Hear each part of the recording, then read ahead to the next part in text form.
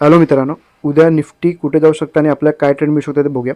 आणि मी कालच्या पोझिशनचा आणि आजच्या पोझिशनचा मी ऑलरेडी ट्रेड आहे तो मी त्याचा व्हिडिओ मी ऑलरेडी अपलोड केला. अगर तुम्ही बघितला नसेल तर तुम्ही चॅनलवरती जाऊन बघू शकता किंवा मी तुम्हाला डिस्क्रिप्शनमध्ये लिंकसुद्धा देईन. त्यामध्ये मी तुम्हाला माझी एक्झॅक्ट एंट्री कालच्या दिवसाची आणि आजच्या दिवसाची आणि एक्झॅक्ट एक्झिटसुद्धा मी त्याच्यामध्ये सांगितले. तर तुम्ही तो व्हिडिओ नक्की बघा. आणि आता आपण बघूया की उद्या निफ्टी कुठे जाऊ शकता आणि मी स्वतः काय ट्रेड करणार ते तुम्हाला सांगते. जसं की मी कालसुद्धा ऑप्शन बाईंग केले कालच्या दिवसात आणि आजच्या दिवसामध्ये सुद्धा ऑप्शन बाईंग केले, बरोबर. कारण मी ऑलरेडी एक फ्रायडेला व्हिडिओ बनवला तेव्हा मी तुम्हाला क्लिअर गोष्ट सांगितलेली. अगर मार्केट ह्या लेवलच्या खाली ह्या कॅन्डलच्या खाली जात असेल तर हे मार्केट माझ्यासाठी थोडंफार नेगेटिव्ह होऊन जाईल. तसं जर तुम्ही बघत असाल तर मार्केट ह्या लेवलच्या खालीच गेलं आणि बरोबर त्याने तिकडेच रजिस्टन्स घेतला, जो त्याचा लो होता तिकडे त्याने इकडून रजिस्टन्स घेतला आणि परत एकदा खाली आला. तर त्यामुळे आपण एक गोष्ट करू शकतो, जिथे मी 6 लॉटने ऑप्शन बाईंग केले तर मी उद्या कदाचित क्वांटिटी हाफ करेन. त्याचं पहिलं रिझन सांगतो तुम्हाला. कारण मार्केटने ऑलरेडी 2 दिवस एक बऱ्यापैकी मोमेंटम दिलं आहे. ओके, अगर 2 दिवस मार्केटने मोमेंटम दिलं तर मार्केट हे मोस्टली साईडवेज व्हायचे चान्सेस जास्त असतात तिसऱ्या दिवशी.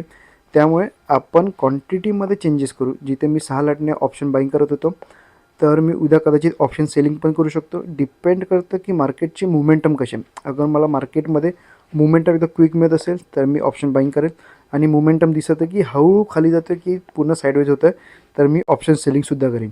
पण एंट्री घेणं हे गरजेचं आहे. अगर आपल्या सेटअपमध्ये बसत असेल तर आपल्याला एंट्री घ्यायचीच आहे. ओके, आपल्या सेटअपमध्ये बसत नसेल तर आपण एंट्री नाही घेतलीच आहे. पण ज्या दिवशी आपल्या सेटअपमध्ये बसत असेल आणि आपल्याला कॉन्फिडन्स कमी येत असेल तरी आपल्याला एंट्री घ्यावी लागणार. फक्त क्वांटिटीमध्ये चेंजेस करा. आता जिथे मी 6 लॉटने आज ऑप्शन बाईंग केलं, उद्या मी कदाचित 2 लॉट किंवा मग मॅक्झिमम 3 लॉटने ऑप्शन सेलिंग करेन. ओके, तर फ्लॅट ओपन होऊन अगर हा लेवल ब्रेक होत असेल तर मी डाऊन साईडला जाणार. मॅक्झिमम 2दा एंट्री. 1:2चा टार्गेट कंप्लीट झाला तर मी माझा SL हा कदाचित कॉस्ट टू कॉस्ट करीन किंवा मग एक्झिटसुद्धा करीन. डिपेंड करतं की मोमेंटम कशी आहे. कारण मार्केटला साईडवेज होत असेल तर आपल्याला 1:4 डाऊन साईडला मिळणं थोडे चान्सेस असतात. त्यामुळे डिपेंड करतं की अगर फास्ट मोमेंटम डाऊन साईडला असेल तर मी 1:4साठी थांबीन आणि समजा साईडवेज होत असेल तर मी 1:2 किंवा 1:3ला सुद्धा एक्झिट करू शकतो. ओके, तर आणि मोठा गॅप डाऊन ओपन ह्याच लेवलच्या खाली कुठे ओपन झालं, पहिली 5 मिनिटाची रेड कॅन्डल बघा किंवा मग ग्रीन कॅन्डल बघा, त्याचा लो ब्रेक होत असेल तर आपण डाऊन साईडला सुद्धा जाऊ शकतो. सेम प्रोसेस आहे, 2दा एंट्री. 1:2चा टार्गेट कंप्लीट झाला, आपला SLला कॉस्ट टू कॉस्ट करू शकतो. आणि एंट्री घेणं का गरजेचं आहे त्याचा अधिक तुम्हाला रिझन सांगतो.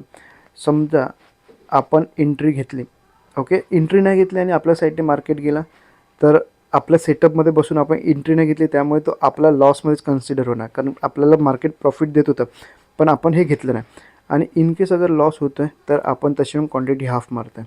ओके, अगर आपल्या साईडने गेलं हाफ क्वांटिटीमध्ये तर आपलं एक डिसेंट प्रॉफिट होईल आणि आपल्या अगेन्स्टमध्ये जात असेल तर आपला एक छोटासा SL जाईल. ठीक आहे, त्यामुळे एंट्री घेणंही गरजेचं आहे. अगर आपल्या सेटअपमध्ये बसला तर एंट्री घ्यावीच लागणार.